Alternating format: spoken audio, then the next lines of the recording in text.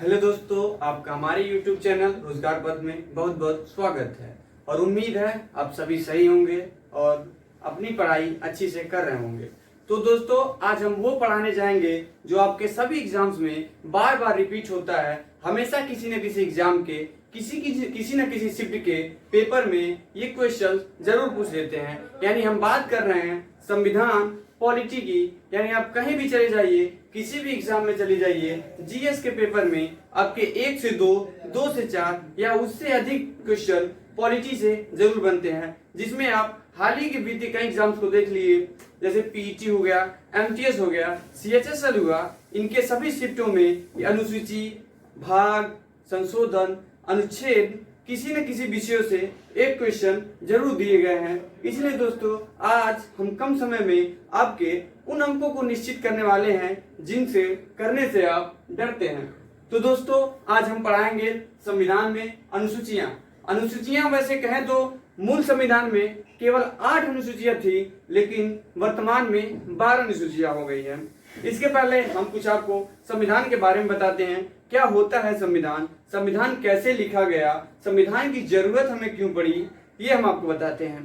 तो वैसे सभी कहीं न कहीं संविधान की परिभाषा पढ़े होंगे, संविधान के बारे में जानते हैं। तो आइए हम संविधान के बारे में पहले थोड़े से चीज आपको बताते हैं। संविधान की परिभाषा क्या है? यानी संविधान का मतलब ये होता है किसी देश की अर्थव्यवस्था को, उसकी सामाजिक व्यवस्था को, न्यायिक व्यवस्था को चलाने के लिए जो विधिक रूप से कानून का संग्रह होता है, संग्रह वो भी लिखित होता है, उसे ही हम संविधान कहते हैं। यानी मूल रूप से कहें तो किसी देश की अर्थव्यवस्था को चलाने के लिए जो नियमावली होती है और उसका संग्रह होता है, उसे हम संविधान कहते हैं। आप लोग जानते होंगे संविधान को कई भागों में बांटा गया है, जिसमें आपकी अनुसूचियां हैं, भाग हैं। तो भाग उन्हें कहते हैं, यानी संविधान को छोटे छोटे खंडों में बांटा गया है, जिन्हें हम भाग कहते हैं। तो आप सोचते होंगे अनुसूचियां क्या होती हैं? ये भी तो 12 हैं। तो अनुसूचियों में वो प्रबंध किए जाते हैं जो संविधान में हम अनुच्छेद या भाग से न समझ सकते हैं, वो अनुसूचियों में दिए जाते हैं। यानी अनुसूचियों के द्वारा हम संविधान की प्रक्रियाएं, उसमें क्या कैसे क्या होगा, सारी चीजें इन अनुसूचियों में निहित होती है। तो आइए हम आज इन्हीं अनुसूचियों के बारे में पढ़ेंगे कि कितनी अनुसूचियां होती है, मूल संविधान में कितनी अनुसूचियां थी, वर्तमान में कितनी हैं और कैसे ये सूचियां बढ़ के इतनी हो गई। वैसे आप बता दें कि वर्तमान संविधान में हमारे 450 प्लस अनुच्छेद हो गए हैं, 8 से 12 अनुसूचियां हो गई हैं। पहले भाग 22 थे, लेकिन वर्तमान में भाग 25 हो गए हैं। वही हम आपको समझाते हैं। इस क्लास में हम अनुसूचियों के बारे में पढ़ेंगे, अगली क्लास में भाग के बारे में पढ़ेंगे, उसके बाद आने वाले सभी क्लासों में अनुच्छेद के बारे में पढ़ेंगे कि अनुच्छेद क्या होता है, अनुच्छेद में क्या क्या प्रावधान है, कौन से अनुच्छेद हमारे एग्जाम में हमारे लिए इंपॉर्टेंट है। तो चलिए, मैंने आपको बता दिया अनुसूचियां 12 होती है, जो मैंने यहाँ पर लिख दिया।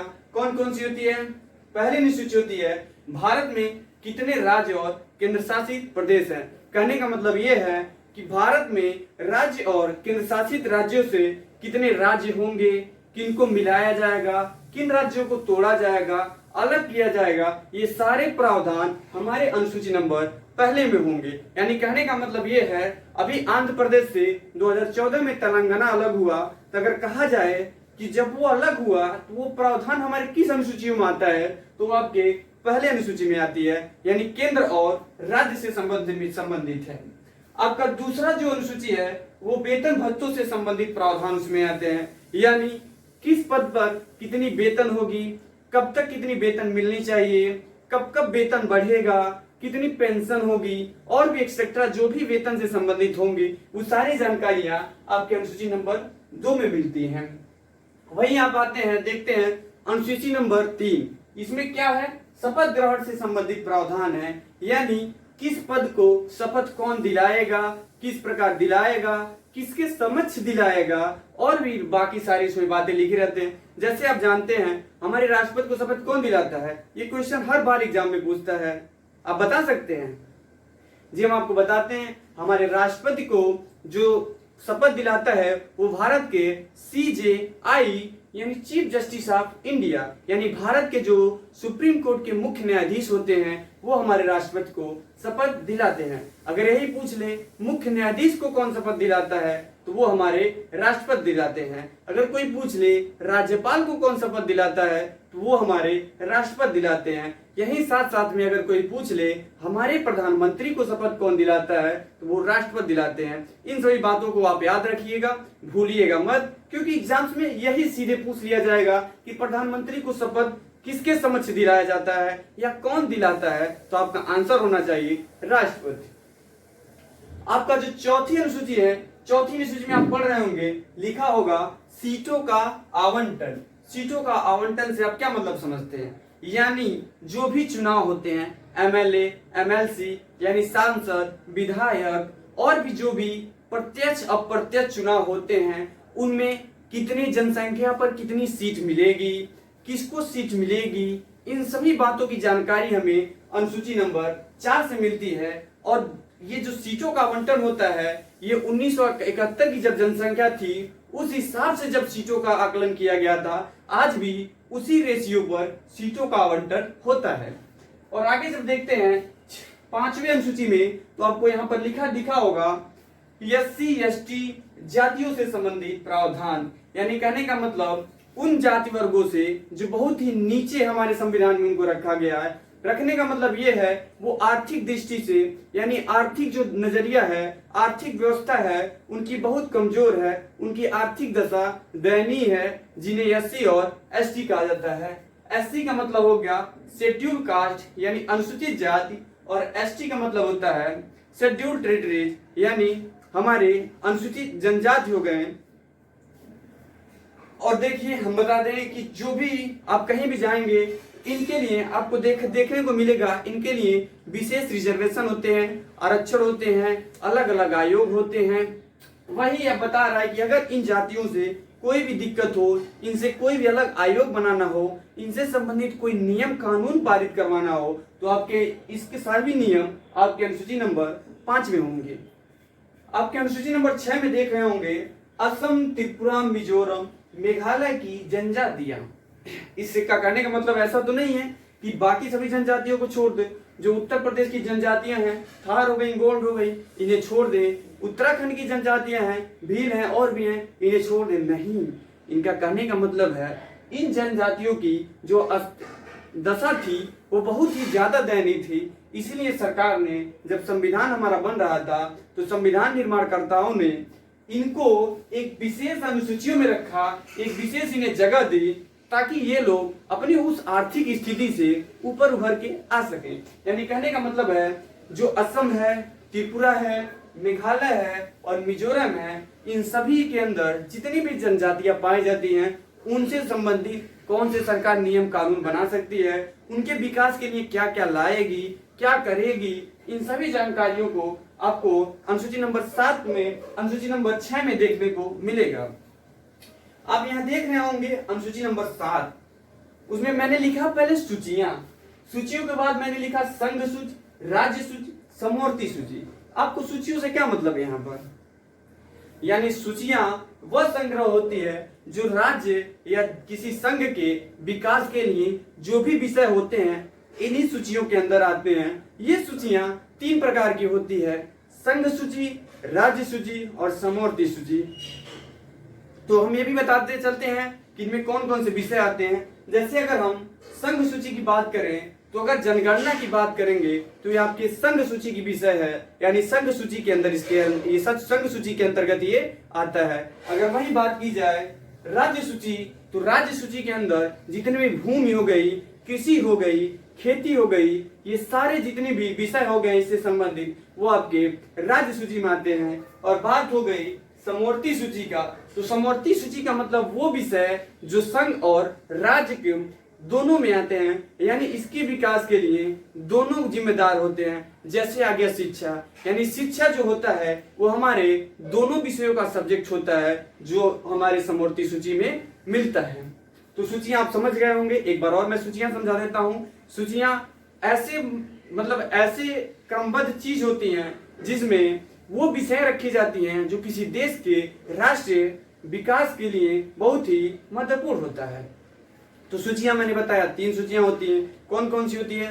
संघ सूची, राज्य सूची और समवर्ती सूची। जिसमें संघ सूची में मैंने बताया जनगणना, यानी जनगणना जो होती है वो संघ सूची का विषय होता है। यानी अगर जनगणना करनी हो तो किसी भी राज्य की कोई जिम्मेदारी नहीं होती है, वो जनगणना सीधे केंद्र की ओर से कराया जाता है। लेकिन अगर बात आ गई राज्य सूची, तो राज्य सूची का विषय है खेती, भूमि या संबंधित। यानी अगर आप कोई भी अपनी खेत खलिहान से संबंधित कुछ प्रावधान है, अगर किसी का जमीन आप खरीदते हैं, बेचते हैं, तो ये जो भी इसके पीछे जो भी क्रिया होगी वो सारे राज्य सूची के अंदर आएंगे। अगर आप बात करते हैं समवर्ती सूची, तो मैंने आपको पहले ही बता दिया समवर्ती सूची में वही विषय आते हैं जो इन दोनों के अंतर्गत आते हैं। यानी कहने का मतलब ये हो गया कि शिक्षा एक ऐसा विषय है जिसपे राज्य की भी ध्यान देगा और केंद्र भी ध्यान होगा।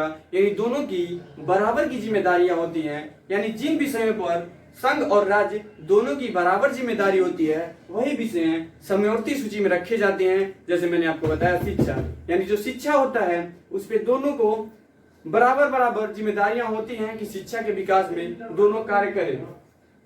आप देखते हैं आपकी 8 लगा सही बन गया। तो हमने 7 अनुसूचियां पढ़ ली हैं। आपकी 8वीं अनुसूची है भाषा।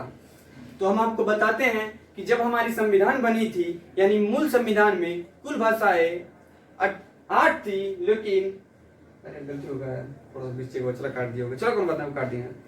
चलिए हमने 7 अनुसूचियां अच्छे से पढ़ ली हैं। तो अब बात करते हैं भाषाओं की। तो जब हमारे संविधान का निर्माण हुआ था उस समय हमारे मूल संविधान में कुल भाषाओं की जो संख्या थी 18 थी, लेकिन वर्तमान में हमारे संविधान में कुछ जो वर्णित भाषाएं हैं, जो कुछ अंकित भाषाएं हैं, वो 22 भाषाएं हैं, जिसमें कई संविधान संशोधन हुए, जिसमें भाषाएं जुड़ी, जैसे कोंकणी, नेपाली, ये सारी भाषाएं ये जुड़ी गई हैं। जो हम आपको जब संविधान संशोधन पढ़ाएंगे तो उसमें बताएंगे कौन सी भाषा किस संविधान संशोधन में जोड़ी गई थी। आपका 9वां है भूमि सुधार। 9वीं अनुसूची जो है मैंने आपको सबसे पहले बताया था कि मूल संविधान में केवल 8 अनुसूचियां थी, लेकिन वर्तमान में 12 अनुसूचियां हो गई हैं। इसका मतलब ये है कि 8 अनुसूचियां के बाद जितनी भी अनुसूचियां बढ़ी हैं वो हमारे संविधान संशोधन के द्वारा, यानी जब संविधान में संशोधन किया गया, विद्वान उसमें बताएं कि हमारे संविधान में इसकी और जरूरत है, तो उसी को जोड़ने के लिए संविधान संशोधन किया गया। यानी बाकी की जो भी 4 अनुसूचियां हैं संविधान संशोधन के द्वारा जोड़ी गई। जिसमें 9वीं अनुसूची की बात करें तो इसका मतलब है भूमि सुधार, जो हमारे पहले संविधान संशोधन 1951 में जोड़ा गया। इसी समय विनोबा भावे जो थे भूदान आंदोलन कर रहे थे, उन्हीं के आंदोलन से प्रभावित होकर हमारे जो भी संविधान के ज्ञाता हैं वो सभी लोग मिलकर संविधान का जब पहला संविधान संशोधन हो गया तो उसी भूमि सुधार पर ध्यान दिए। यानी कि किसके लिए, एक व्यक्ति के लिए कितनी भूमि होगी, एक परिवार में कितनी भूमि हो सकती है, कि जीविका क्या होगी, कृषि के लिए एक राज्य में कितनी भूमि होनी चाहिए, शहरीकरण के लिए एक राज्य में कितनी भूमि होनी चाहिए, ये सारे आपके भूमि सुधार के प्रावधान के में आ जाएंगे, जो हमारे पहले संविधान संशोधन 1951 में जोड़ा गया है। 10वीं अनुसूची है दल बदल, जो हमारे 52वें संविधान संशोधन 1985 में जोड़ा गया। यानी दल बदल से मतलब क्या समझते हैं आप? देखते होंगे, न्यूज देखते होंगे, उसमें कई नेता ऐसे होते हैं जो एक पार्टी को छोड़कर दूसरे पार्टी में चले जाते हैं। क्या कोई ऐसे चला जाएगा? नहीं, उसके भी प्रावधान होते हैं कि अगर एक पार्टी का नेता किसी दूसरे पार्टी में छोड़ के जाता है तो जो भी सरकार में जो पार्टी होगा उसको विश्वास प्रस्ताव पारित करवाना पड़ता है। यानी संसद में विश्वास प्रस्ताव पारित करवाना पड़ता है। ये जब हम आपको संसद की प्रक्रियाएं पढ़ाएंगे तो उसमें बताएंगे कि विश्वास प्रस्ताव क्या होता है, अविश्वास प्रस्ताव क्या होता है, स्थगन क्या होता है, अस्त्रावसन क्या होता है, ये सारी चीजें आपको हम बताएंगे। आपकी ग्रामीण अनुसूची जो है पंचायती राज। पंचायती राज से आप क्या समझते हैं? पंचायती राज लाने की जरूरत क्यों पड़ी हमें? 11वीं अनुसूची जो है पंचायती राज, वो क्यों लाने की जरूरत पड़ी? तो सबसे पहले बता दें, जो हमारी 11वीं अनुसूची है पंचायती राज व्यवस्था, वो हमारे 73वें संविधान संशोधन 1992 में जोड़ा गया था। तो कहने का मतलब ये है, जो पंचायती राज व्यवस्था का लाने का यही सबसे ज्यादा मुख्य विशेषता थी कि जो हमारे ग्रामीण क्षेत्र हैं, जो हमारी ग्राम पंचायतें हैं, उनका संचालन अच्छे से हो, ग्रामीण विकास हो, ग्राम के लोग अलग अलग तकनीकियों के बारे में जाने, उनके लिए एक अलग प्रावधान हो। इसीलिए हमारे अनुसूची में पंचायती राज को जोड़ा गया था। अब आते हैं हम अपने 12वीं व अंतिम अनुसूची नगरीय स्थानीय स्वशासन, यानी जिसे एक तरह से हम नगर निकाय कर सकते हैं, इसे हमारे 74वें संविधान संशोधन 1992 के तहत जोड़ा गया था। नगरीय स्थानीय स्वशासन से आप क्या समझते हैं? कुछ आइडिया होगा आपको? नहीं होगा तो उसके लिए हम हैं ही। तो हम बता दें, नगरीय स्थानीय स्वशासन से आपको लग रहा होगा कुछ नगरीय स्थानीय स्वशासन यानी जो हमारे नगर निकाय होते हैं, नगर पालिकाएं होती हैं। नगरीय स्थानीय स्वशासन का सीधा मतलब ही आप नगर पालिकाओं से समझ लीजिए, यानी जो हमारे नगर निकाय होते हैं, नगर पालिकाएं होती हैं, वो कैसे कार्य करेंगी, किसके विकास के लिए कार्य करेंगी, कौन कौन से कार्य करेंगी, इन सभी का वर्णन हमारे अनुसूची नंबर 12 में है।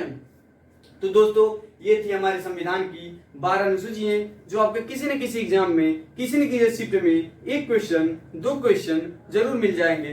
तो आइए एक बार हम रिवीजन करा देते हैं कि हमारे संविधान में 12 अनुसूचियां कौन कौन सी होती है। तो हमारी पहली अनुसूची है भारत में कितने राज्य और कितने केंद्र शासित प्रदेश हैं, इससे संबंधित सारी चीजें इसमें आ जाएंगी। हमारी दूसरी जो अनुसूची है वेतन भत्तों से संबंधित है। मैंने इसे अच्छे से समझा दिया है कि वेतन भत्ते में क्या होंगे, कैसे उनका ग्रेड पे होगा। देखते हैं हम, जब किसी का भी ज्वाइनिंग होता है अगर किसी सरकारी नौकरी में, तो पहले वेतन कम होता है, फिर बढ़ता जाता है, लास्ट में जाता है तो उनका लास्ट ग्रेड पे होता है। वही इसमें इन सभी बातों का जिक्र इसमें है। तीसरा है शपथ ग्रहण से संबंधित प्रावधान। चौथा है सीटों का आवंटन। पांचवा है SC/ST जातियों से संबंधित प्रावधान। छठवां है असम, त्रिपुरा, मिजोरम और मेघालय से संबंधित जो भी जनजातियां हैं उनके विकास के बारे में। सातवां है सूचियां। आठवां है भाषाएं। नौवां है भूमि सुधार। 10वां है दल बदल। 11वां है पंचायती राज। 12वां है नगरीय स्थानीय स्वशासन। आप ऊपर के सारे चीज याद कर लीजिएगा, लेकिन मैंने जो नीचे के ये 4 आपको संविधान बताए हैं, इनको आप अच्छे से पढ़ लीजिएगा। इनके संविधान संशोधन याद कर लीजिएगा कि किसके तहत ये जोड़े गए, कब जोड़े गए और इनका मतलब क्या होता है। तो दोस्तों, आज के लिए बस इतना ही।